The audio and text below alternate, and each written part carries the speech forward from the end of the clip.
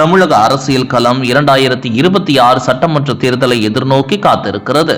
இன்னும் சட்டமன்ற தேர்தலுக்கு 4 மாதங்களே உள்ள நிலையில் அரசியல் கட்சிகள் கூட்டணி கணக்குகள் குறித்தும் தொகுதி பங்கீடுகள் குறித்தும் கள நிலவரங்கள் குறித்தும் ஆழமாக வேலை செய்து வருகிறது. அதிலும் ஆளும் திமுக 2026 சட்டமன்ற தேர்தலிலும் வென்று தொடர்ந்து இருமுறை முதல் முறையாக ஆட்சிக்கட்டிலில் அமர வேண்டும் என்ற எண்ணத்தில் காய்களை நகர்த்தி வருகிறது.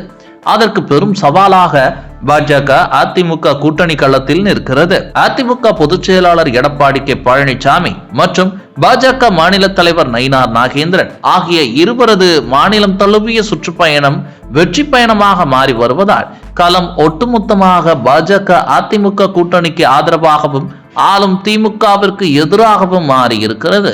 அதிலும் முக்கியமாக கொங்கு பகுதியில் பாஜக அதிமுக தனித்தனியே வலுவாக நிற்கிறது.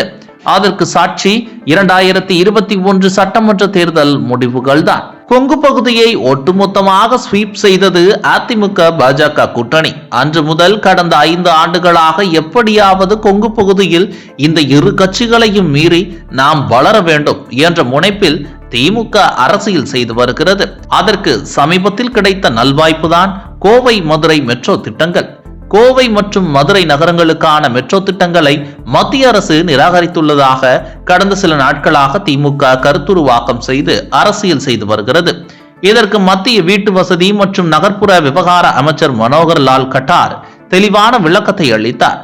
அவர் கூறியிருப்பதாவது, மெட்ரோ ரயில் அமைப்பு போன்ற விலை உயர்ந்த உள்கட்டமைப்பு திட்டங்கள் பொதுமக்களுக்கு அதிகபட்ச நன்மையை கொடுக்க வேண்டும் என்ற மெட்ரோ கொள்கை 2017 பயன்படுத்தி வடிவமைக்கப்பட்டவை.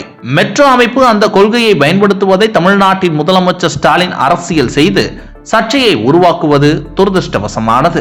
மத்திய அரசால் சென்னை மெட்ரோ 2ஆம் கட்ட திட்டமாக 119 கிலோமீட்டர் நீளத்திற்கு ரூபாய் 63,246 கோடி வழங்கியது. மத்திய அரசின் அந்த பெருந்தன்மையான ஒப்புதலை ஒரு பொருட்டாகவே மதிக்காமல் அரசியல் செய்கிறார் என்று குறிப்பிட்டுள்ளார்.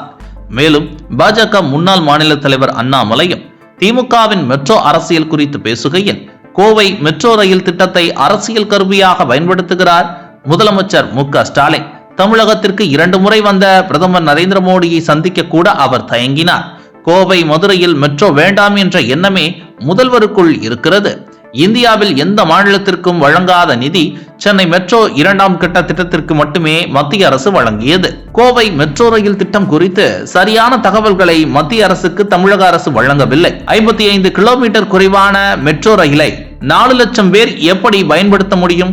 தவறான தகவல்களுடன் அறிக்கை தாக்கல் செய்யப்பட்டுள்ளது என அண்ணாமலையும் கடுமையான குற்றச்சாட்டை வைத்தார். இப்படி திமுக செய்து வரும் அரசியலை பாஜக தர்க்க ரீதியாக எதிர்த்தாலும் கொங்கு மண்டலத்தை ஆச்சரியப்படுத்தும் வகையில் மத்திய அரசு ஒரு திட்டத்தை எதிர்வரக்கூடிய 2026-2027 ஆண்டு நிதியாண்டிற்கான மத்திய பட்ஜெட்டில் கோவைக்கு புல்லட் ரயில் அறிவிப்பு வெளியாக இருப்பதாகவும் சொல்லப்படுகிறது. அதாவது கோவை முதல் வட இந்தியாவில் இருக்கும் முக்கிய நகரத்திற்கும் இடையே புல்லட் ரயில் திட்ட அறிவிப்பு வெளியாகும் என்று எதிர்பார்க்கப்படுகிறது.